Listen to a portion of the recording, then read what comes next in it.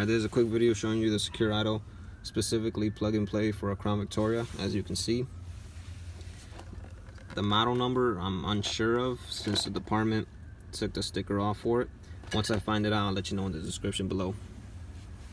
So as you can see here, these switches right here plug into the ignition switch, factory ignition switch right here, and then that factory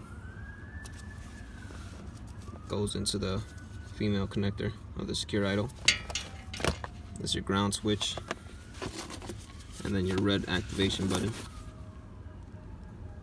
So this is what I did, as it instructs most departments to do as well. You grab the module, you stuff it and hide it right behind here.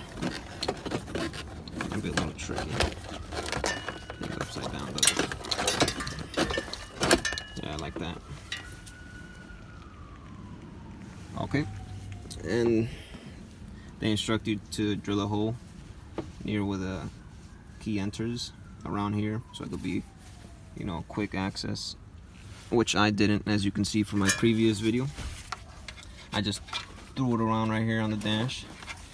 Obviously optional to you. And then ground it wherever you can find, you know, bare metal under the steering wheel. And this is what you do. So I tucked it around in the back right here. This is the factory harness for the ignition switch. Take that out. Then you connect the secure idle one just right there. And then you're going to connect the factory ignition switch into the secure idle female connector. I can't do this one here. Just like that. Boom. And that's basically it. Easy installation. And to get under here, what you first remove is right here, this little cover for under the steering column. It's gonna be one 7mm screw bolt, and that's actually connected to the parking brake, so you'll see it under right here. And then on this side, it's not a screw, it's actually like the little Christmas tree bolt, whatever. And just yank that out, and then you simply just pull down, and that's it. And now you come across this metal bracket, which has 5 8mm bolts, and oops, did not mean to do that.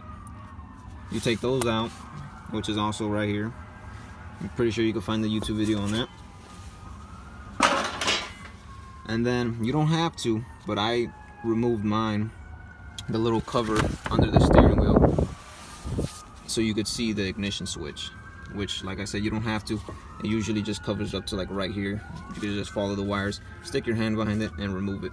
But I removed it specifically for this video, which is a 5.5mm, and it's gonna be 3 bolts. If I can find the cover. So it's like this.